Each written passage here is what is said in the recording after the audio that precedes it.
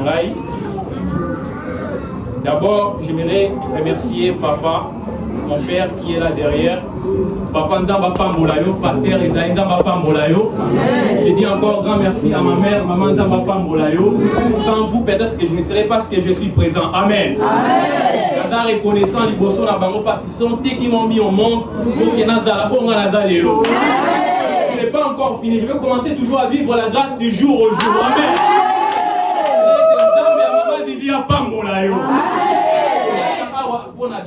Amen. Ceux qui ont un problème, ils ont peut-être dimanche. Amen. Amen. Amen.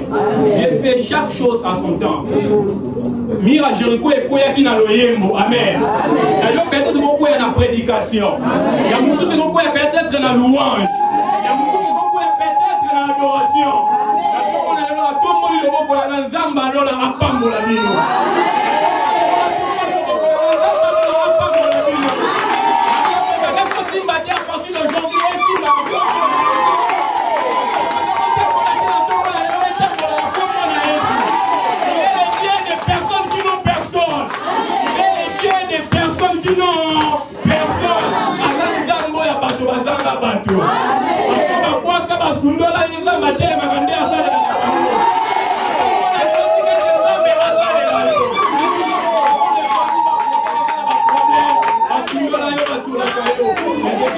Ce matin, il y a un Dieu qui est venu pour toi. Amen.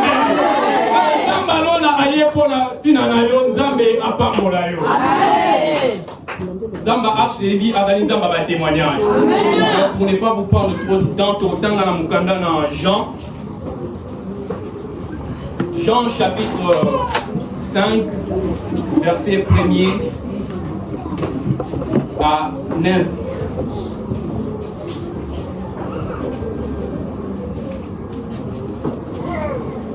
Nous avons la Bible avant un téléphone, notre lecteur principal est là.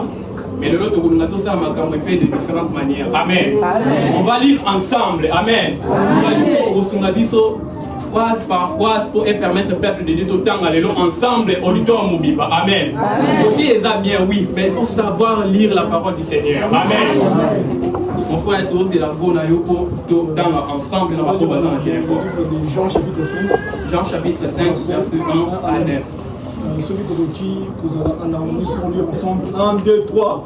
Après cela, il y eut une fête des Juifs.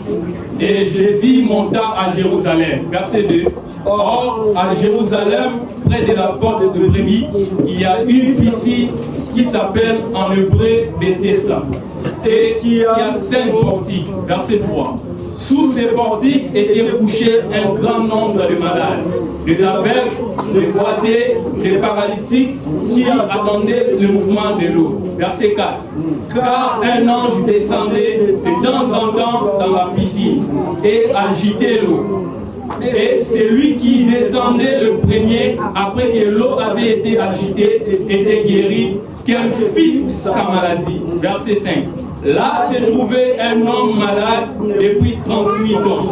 Jésus l'ayant vu coucher et sachant qu'il était malade depuis longtemps, dit: veux-tu être guéri? Verset 7. Le malade lui répondit: Seigneur, je n'ai personne pour me jeter dans la piscine quand l'eau est agitée.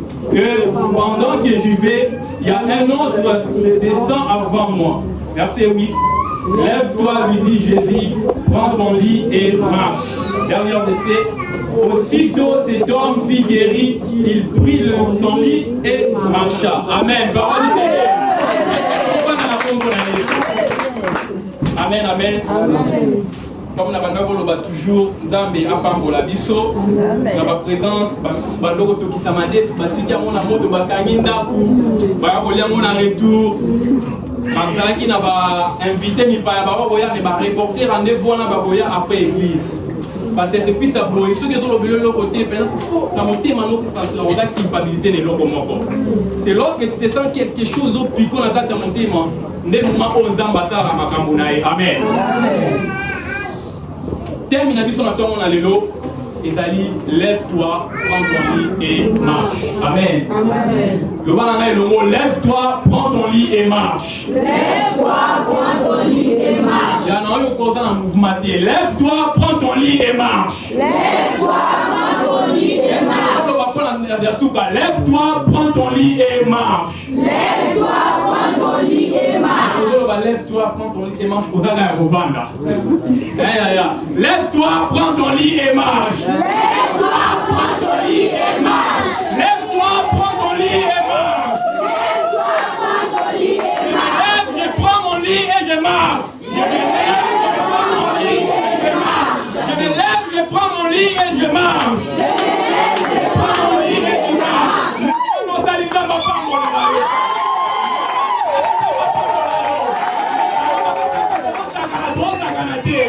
Amen. Ministère chrétien a émis, bien aimé, makamususu yo kosala ekotinda oto matala ngomba. Amen. Kana geste na mwana nzambe abikisi yo. Kana mouvement na mwana nzambe abikisi yo.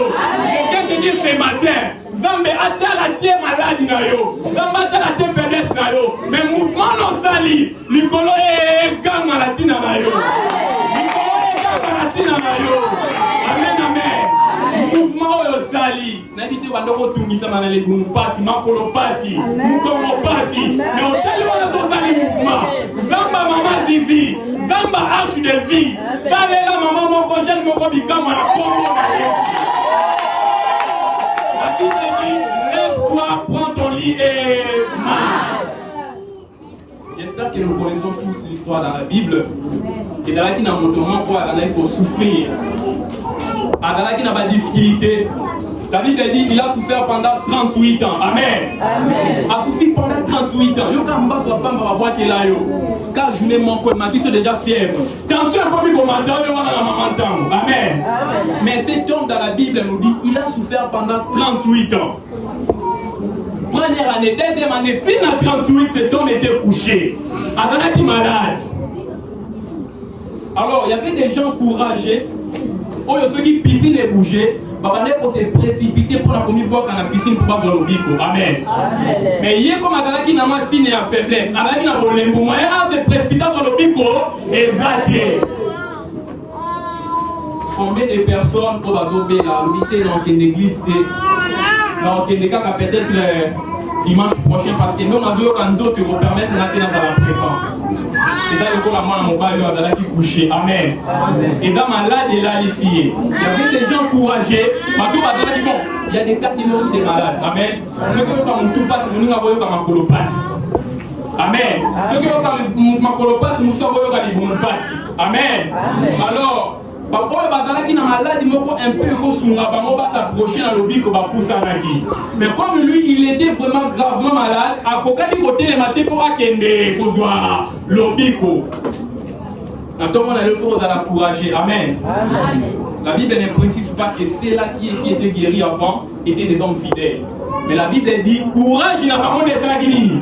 Et puis qui s'active en haut. Zala courageux, amen. Zala courageux, amen. Toi qui l'as dit, avant moi, on va qui courageux. Badala qui courageux va se précipiter, qui va pouvoir parmi moi qui n'a pas été mon ange qui t'a dit, amen. Yo dans la canne à voler. Dans la canne à voler. Ah, t'es dans peut-être le lobby. Bon, ceux qui lobby, ça va se mon lit, mon aïe. Non, qu'il n'est qu'un lobby dans l'église. Et bon, ceux qui écoutent dans l'église, ils voient beaucoup dans la carte d'église. On est qui est le coup d'un peut-être dans ma part. Amen. Je viens te dire ce matin, il est temps que tu prennes ton lit et que tu marches. Amen. Je me souviens une fois encore, ma mère a gravement souffert. C'est nous, ces enfants, qui connaissons comment l'histoire s'est passée. Amen. Ma mère était en train de pourrir. Avant qu'il a aimé. Mon père est là et témoin. Ma famille n'a eu de foi. Bon, moi qui ça est. Mon père était là. Il a pris soin de ma mère. Amen. À tout le monde, les Lonzamba pèse à Bissau Bolingo, on a arche de vie. À tout le monde, les Lonzamba pèse à Bissau Bolingo, on a arche de vie. quand une fois ma mère a prêché à l'Obina, quand l'église posant dans un conflit, ils ont dit comment Oya kana axe de vie, mais yon a foi éternelle pour le banagaté. J'étais touché ce jour-là. Na boyo ka phrase wana. Amen. Mais pourtant tu vas bana ya papa, mako, bana ya mama, mako. On a pas païen. Ata shimbo kia mukie asani. A pesa mo muna baka kula na. Mais yoka mungu wa pamba. Almetu esomba baka suke bele na 500. Mais c'est que tu vas poser na yo bandi ko ba ya somba ngote pona. Nini?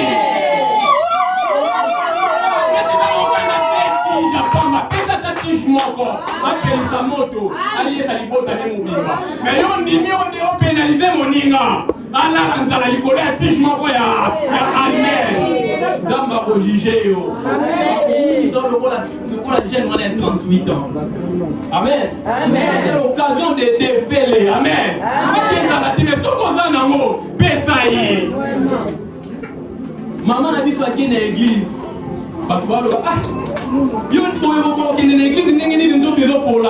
je vous dis des choses où nous avons vécu comme ça. Koyoka histoire à Lazare, mais Lazare c'est la table à Lazare. Mais peut-être il y a maman là, et les gars qui à Lazare. Amen. Peut-être il y a maman là, et les gars qui à Lazare. Mais la Bible dit, ce qu'on a innocent, Zamba va bounder là. Amen. Maladi wana babwa kelio, maku wana babwa kelio, makongo paso wana batie yo, avegema wana batie yo.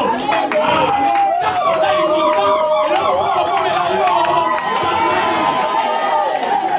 eloko moko komela yo te. Akobundisa yo memolimo mayeba zwa. Votre état dans le pamba, il y a un délai parce que c'est rien du tout. Amen.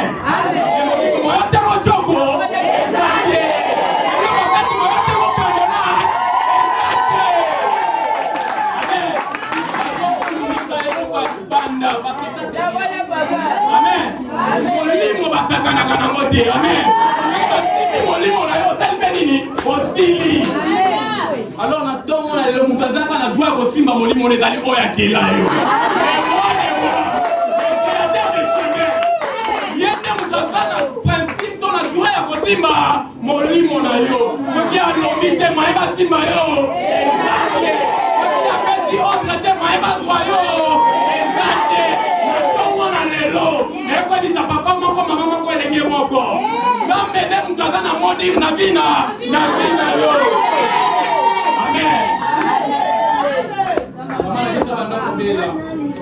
Maman a dit que on va faire un temps pambola yo. Maman a dit que on va faire à qui dans l'église. Bon, le monde c'est comme ça. Ah, peut-être à l'image dans mon bal là-bas. Laissez-moi vous dire la vérité. Peut-être à l'image dans mon bal là-bas. Mais à l'époque, ma mère était déjà une grande servante de Dieu. Peut-être à l'image du loco là-bas. Mais ce que je sache, dans notre famille, mes parents nous ont jamais appris à voler. Amen. Et puis nous avons toujours reconnaissant. Il y a plus de choses pour y battre. Il y a plus de choses pour y battre. Zamba Bunde l'a dit. À qui dans l'église, la Bible dit dans le psaume, m'approcher de l'Éternel, c'est mon bien. Le corps a poussé la guille dans Zambé, des ambassades là qui est Bikama, le nom a envie. Est-ce que nous pouvons acclamer le Seigneur?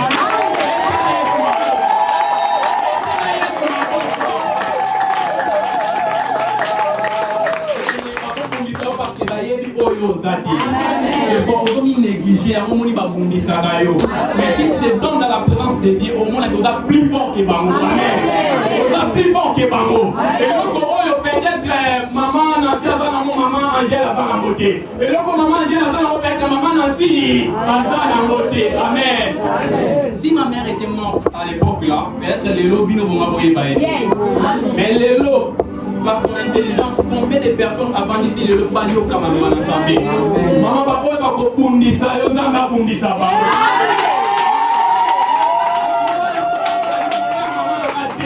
Mais maman doit ko sala lo sambo pour maman.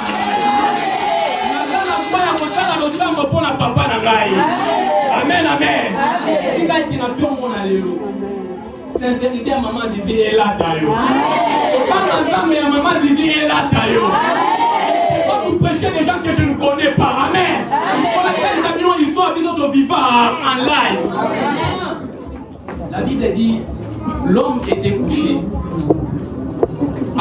Jésus a fait ici ministère il y a 30 ou 33 ans. Amen. Amen. Donc, l'homme qui est malade, il a sali combien d'années? Il a sali 38 ans. Jésus a fait ici carrière dans combien d'années? 33 ans. Cela veut dire Jésus a bon ami, mais moi, je ne vais pas souffrir. Yesu apotami okuta go souffrir, Yesu akufinde atiki yende lobiko. Donc maladie ya nani? Ya mutona za ya bolala pembeni ya zibandete ça. Et dans la qui plus âgé que âgé à Yesu. Amen. Amen. La Bible nous dit comme ça, c'était plus âgé que âgé à Yesu. Bien aimé, partout dans votre précipité comment dire dans la piscine. Pourquoi moi dans mon bali wana abandon dans le côté comme tout le monde? C'est quelque part un problème de relation. Amen. Amen. Attends qui relation. Comment il y a aussi 38 ans de mener à l'Iziba? Aux attends la moutou moi quand tu que l'on m'a avoir quand même. Amen. Amen. Aux attends la moutou aux 38 ans de mener à piscine. Mais personne n'a eu compassion de toi pour te faire plonger dedans. Amen. Amen. Et puis ça mon inga dans la relation. On a complété mon toi n'a pas pu la calmer toi n'a pas soumo un jour. Amen. Mon toi n'a pas wana kombo sungayo na mukolo moko. On est déjà capable tout est. On est mon na koki lelo. Esa ki dollar ko kitalelo. Nana ya changer na. Vie à battre dans la saison. Peut-être que les amants avec mususu za avocat. Amen.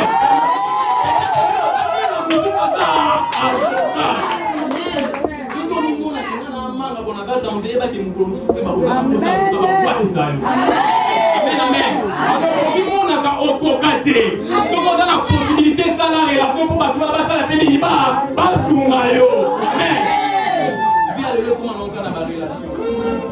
même hier, tout le monde arrive pour la relation. Tout le monde a la relation, la vie d'aujourd'hui, c'est toujours derrière la relation. Aujourd'hui, on doit baigner témoin en général bâti qui est. Amen. Pourquoi avant la relation? On a l'élo. On a dit que canal ni dans Ozamba au côté, ça papa mon frère arche de vie. Son maman mon frère arche de vie. Mais dans la peine la relation. Amen. Amen. L'homme était souffrant. Abandon qui commis tout ça malade. Il y a des fois peut-être famille n'a pas sous là qui est. Et quoi qui est? On dit 38 est belé, la kufa kata okufa. Mais mon lit moi ezalaka nzambe nde mutu asimbaka yango. Amen. Mon lit moi ezalaka nde nzambe nde mutu asimbaka yango. Na tongo na lelo zala reconnaissant. Amen. Na tongo na lelo zala reconnaissant. Est-ce que Esther moko azalia? Esther moko azalia? Lève-toi, prends ton lit. Transporte les choses qui t'ont transporté. Amen. Pardon, il va me mayo. Sunga partout, il va sungayo. Aider partout, il va aider. Salisa partout, il va salisa. Le problème avec nous, c'est qu'on va s'unir au beau salina. Nous sommes obligés de s'unir au salina. Mais il faut qu'on y ait la source dans l'île. Amen. Si nous devons aller au volant, nous devons faire une bonne mémoire. Pour opposer à la volant, nous devons faire il y a des fois non, c'est comme ça que ça marche. Amen. Amen. Alors, il faut être reconnaissant. Zala reconnaissant. Maman la bino tala taka li puta moko zala reconnaissant c'est ta mère. Tu sais combien elle a risqué pour que nous allions le bon monde? Combien elle a risqué pour que nous allions le bon monde? Moi ma mère a vendu son sac, qu'on a jeans à l'époque. Pour qu'on attende la classe. Amen. Amen. Maman a dit mon père s'est sacrifié pour que nous les autres allions quand même. Donc voilà, parce que mon ne va pas cocater. Pourquoi j'ai dit quand même? Amen. Parce que mon ne va pas cocater. Ma mère c'est qui va saki, on a la primaire. Peut-être qu'il y a un boss à la mais ce qu'on a monté, on peut bosser dans la bola mon moningate. Amen. On peut bosser dans la bola mon moningate. Amen. Tozo yokana. Amen. Pépà dans le bola, gloire au Seigneur. Gloire au Seigneur. Gloire au Seigneur. Gloire au Seigneur. Nous avons la bougière, gloire au Seigneur. Gloire au Seigneur. Lève-toi, prends ton lit et marche. Amen. Même Nandako, attends, lève-toi, prends ton lié. Et dans la part, tu vas mettre ta musique, tu vas mettre ton petit peu pour la quartier. Tu vas faire un matou, il y a un peu de camano. On va dire que moi, je vais lève-toi, prends ton lié. Lève-toi, prends ton lié. Les choses qui t'ont transporté.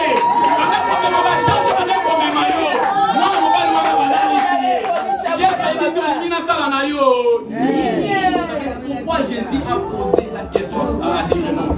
Oui, pour la nuit. Je vais essayer soyez dit pas ce zone pour la hauteur. Hier soyez dit difficulté na yo. Ayebi même 33 ans il y a vie na yo. Ayebi bien mais à tout niveau on va lui on lui na pas na yo. Question piège. Vraiment. La Bible dit Nzambe asala ka lisusu dit. Et l'autre, oh yo, c'est lié. Je vais vous prouver. Vous savez, à l'époque, il y a Adam. À l'époque, il y a Adam. Quand vous y soyez, j'étais allé ici. Nani allé ici au Mbou. Alors, il y a un Tchaki. Pembeni na Nangai.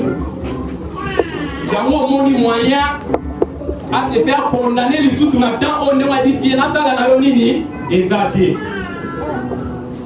Yesu aïba vina biso. Et là, on peut senga ya mo sani akopesa yo. Wana mobali wana lobi. Abi, la Bible nous dit il était couché. Atalaki akola la wana na maladie nae. Bien aimé li wana oyo bandaki komema ye mbetu bandaki komema avant batombola faut bakende na mbetu. Ye akomi komema mbetu wana ligne yango akomi kotambola nango. Maladie oyo blokaki ye akomi kotambola nango. Na tongo na lelo, mais bien na problème oyo zoni ko la hote. Je ne suis pas un prophète, mais je suis celui que Dieu a placé aujourd'hui pour te prêcher la bonne nouvelle. Amen. C'est des difficultés ni on sait bandaki kotombola yo. Difficultés ni on sait bandaki komema yo. Na tongo na lelo komema ngo na kombona. Problème ignon sur eux et pendant qu'il faut déranger, on a tout le monde à l'eau mais mango. Le bac est au bon rabat. Le bac est au sale rabat tu m'appelles. Le bac est au mélange la jacagine à café. Et celui qui met la jacagine à café thé. Faut que kananga boisa pour la pamba. Amen. Kananga boisa pour la pamba thé. Il y aura des moments je vais rappeler à Dieu. Vous avez calé ça là. Je pourrais aussi rester chez moi. Na fani na bonne à côté de l'église. Mais na ça là on prend le coup na yo. Calé ça là. Amen. C'est l'année des témoignages, n'est-ce pas?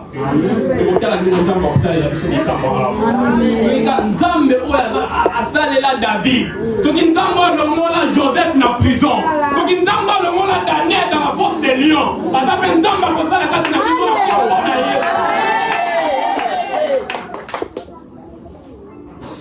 Na yo omi misaka.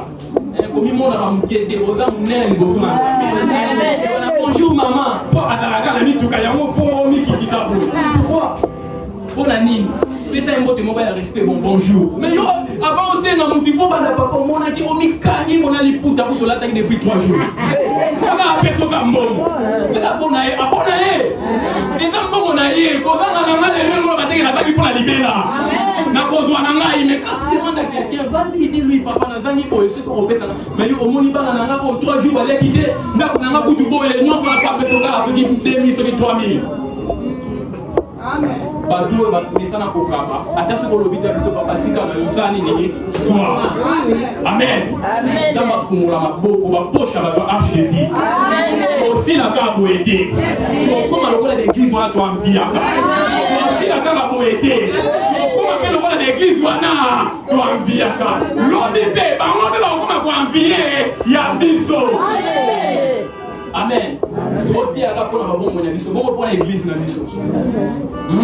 Donc Nzambe a comme ça kanda kuna biso ba kawe yaka ba tole tout ça, mais église yo sambela ka moyen o sambela pona ngo exacté. Oui, ce qu'on dit les Nzambe ko peso, mais ce qu'on dit pona makambo Nzambe. Ko Nzambe gombe ko futa yo. Yo bonde la Nzambe pesa ngai, oui c'est bien parce qu'on a la posa nango. Mais ce qu'on dit pona arche de vie. Que l'objet est comme même pas pasteur, tout staff technique, il y a pastoral, bah éviter. On dit Nzambe, quand il s'attelle comme on a arche de vie. Et ça peut témoigner, je l'ai noté, le mot n'a pas bon de la peau, peut-être climatiser le côté à arche de vie. Ça lui bénit. Et quand il. Et ça lui pas molli déjà. Amen. Amen. La grâce, c'est quelque chose qui est injuste devant Dieu. Amen. Amen. Le jour où nous avons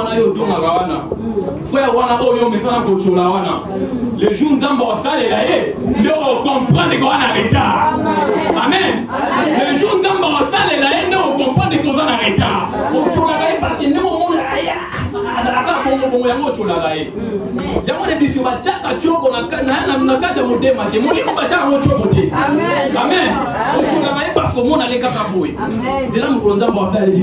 changer ma loi. On va douce. Oui, on va douce. Parce que on va les locaux. Et quand on va les locaux, on va dire qu'on a un intérêt.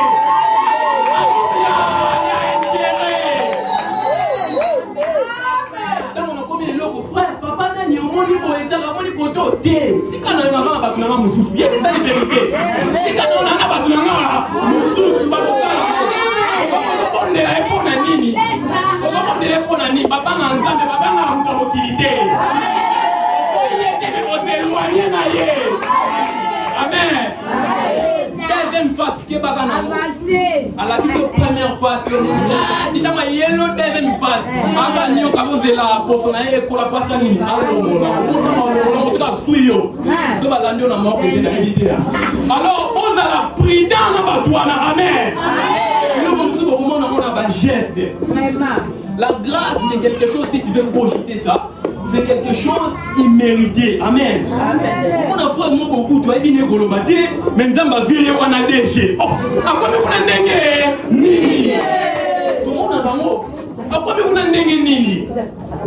Comme ça, il faut qu'on les nous manier à côté. Même, oui, frère, on a c'est ça la grâce de Dieu. Ce qu'on dit pour analyser grâce à Nzambe et dans la folie. Amen. Et dans le liboma à Yesu. Si quand on a les lots, Nzambe a la biso grâce. D'autres vont appeler Bambé tout la biso. D'autres tambola. Amen. Tambola. Zambaza dit au grâce, bateau va bien qui yo potanini. On dit qui ça bango. Zambaza la yo grâce, bateau va sunga qui yo potanini. On sunga bango. On va dire Esther Azar. Esther cela veut dire quoi? Bah orpheline. Amen. Bateau va couper là. Amen. Bazanga bateau va sunga bango. Yo na maman na vos sexa. Ou face au tas là au bout le loba na bien. Après yo azala wana ate amoko le ngamba na bien. Kende wenze zo mo na makambasala ba bango. Yo falinga ba botika yo awo yo kana tekisa. Mo benga na bana ba mais yo mwana moninga ba batila bien. Mais oyo musoso wana te bango ba botika ina tata mama na bango okomi ko mena la bango. So yo mama na bango yo mama ki ngandi na ye. Yo bati okomi sa te bana. Nzamba ko jije yo. Nzamba ko jije yo. Flatterie. Télé va tourner ça dans l'hypocrisie. Flatterie. Autrement on a vos 50 ans, on peut faire un Congo. On dit qu'on détaille. On dit pas on a ça tout. Amen. Tu verras des païens sur la vie montée entre les bambous. Laisse tomber. Mais yo chrétien, il faut que c'est encore la matin maman qui gagne. On dit frère en tout cas pas possible. Quand on est pas dans la wana, na place où on s'aimer la paix, yo comme qu'on s'aimer trouble. Yo comme qu'on s'aimer trouble. Ce n'est pas seulement maman qui doit nous prêcher, même par tes gestes, tu peux aussi prêcher les gens qui sont autour de toi. Amen. C'est quand la tombe est dans un mais à pas pour la disson.